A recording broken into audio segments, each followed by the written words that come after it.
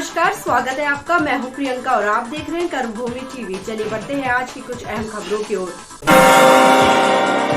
कोटद्वार में वन विभाग के राजश्री नेशनल पार्क और लैंसडाउन वन प्रभाग के कार्यरत आउटसोर्स कर्मचारियों ने मांग को लेकर विधानसभा अध्यक्ष ऋतु खंडूरी भूषण को ज्ञापन सौंपा है। ज्ञापन में आउटसोर्स कर्मियों ने कहा कि पूर्व मुख्यमंत्री रमेश पोखरियाल निशंक ने उन्हें 3 साल तक दैनिक वेतन भोगी कर्मचारी के रूप में रखने और 6 साल बाद सबको नियमित करने की घोषणा की थी, लेकिन अभी तक उनका नियमितीकरण नहीं हो पाया है। उन्होंने कहा कि 8 साल की सेवा के बाद भी ना तो उनको समय पर वेतन भुगतान किया जा रहा है और ना ही उनका ईपीएफ और ईएसआई जमा किया जा रहा है। इससे कर्मचारी अपने भविष्य को लेकर चिंतित है। उन्होंने कहा कि पिछले 7 से 8 माह में उन्हें पारिश्रमिक भी समय पर नहीं मिला है, जिससे उनके परिवारों को आर्थिक संकट से जूझना पड़ रहा है।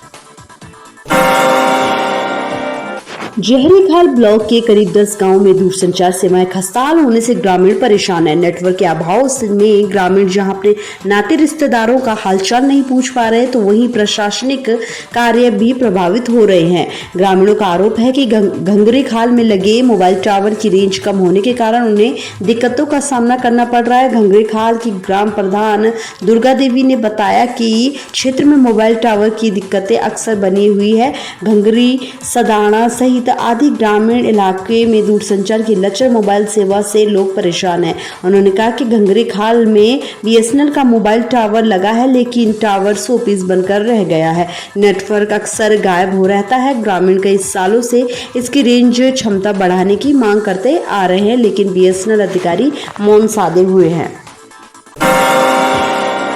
धूमाकोट इंटर कॉलेज अदाली खाल में विद्यालय भवन के ऊपरी मंजिल में 2 कमरे पूरी तरह से ध्वस्त हो गए हैं। भवन की खस्ता हालत को देखते हुए कुछ माह पहले ही इन कमरों में कक्षाओं का संचालन करना बंद कर दिया गया था।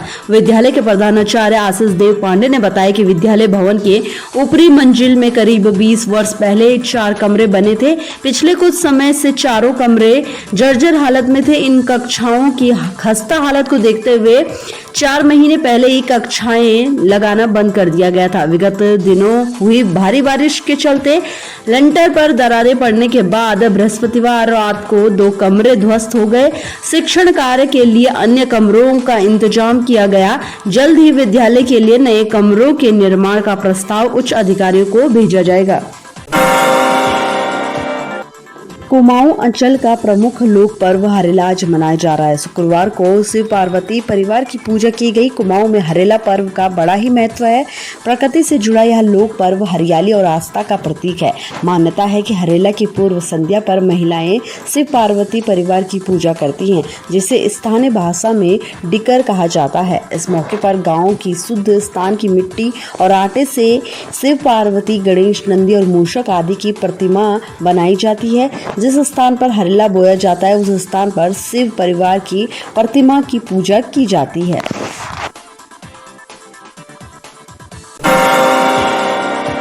2 दिन पहले हुई राज्य परिवहन प्राधिकरण की बैठक के बाद शुक्रवार को परिवहन मुख्यालय ने सभी तरह के वाहनों के किराए में नई दरें जारी कर दी है। उत्तराखंड में 2 साल के इंतजार के बाद शुक्रवार को सभी तरह के यात्री वाहनों और माल भाड़ा वाहनों का किराया बढ़ा दिया गया है। यात्री वाहनों के किराए में जहां 15 से 27% तक बढ़ोतरी हुई है, वहीं माल भाड़े में करीब 38% की बढ़ोतरी की गई है।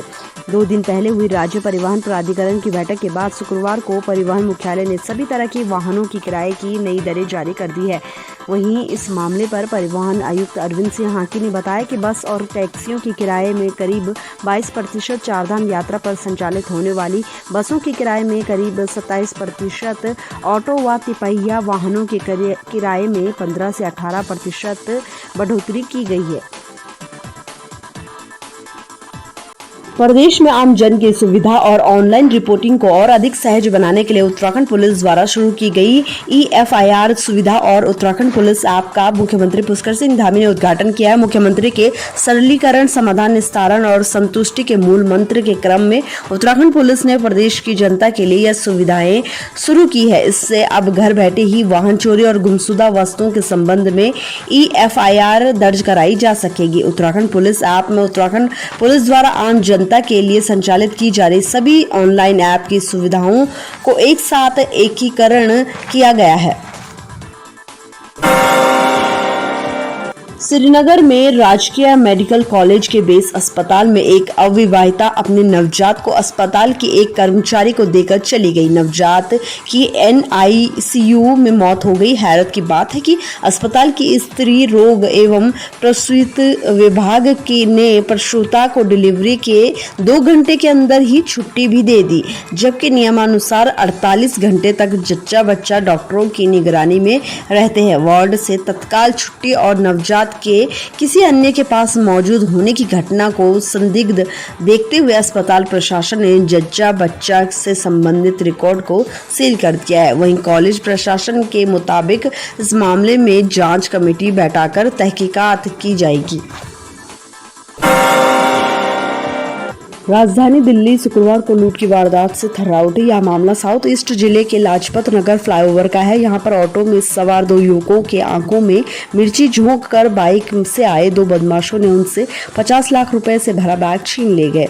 दिल्ली के व्यस्त इलाकों में से एक लाजपत नगर और इस इलाके में इस फ्लाईओवर पर ट्रैफिक रश रहता है। इस बीच सड़क पर दिन दहाड़े ऑटो में सवार 2 व्यक्तियों की आंखों में मिर्ची पाउडर डालकर बाइक से आए बदमाशों ने 50 लाख से ज्यादा की रकम से भरा बैग लेकर फरार हो गए। तो इधर वारदात के बीच सड़क में हुई लूट की बाद सड़क पर तमाशाबीन लोगों के कारण जाम लग गया। वारदात की जानकारी मिलने पर पीसीआर स्थानीय पुलिस फॉरेंसिक टीम के साथ डीसीपी ईशा पांडे मौके पर पहुंची।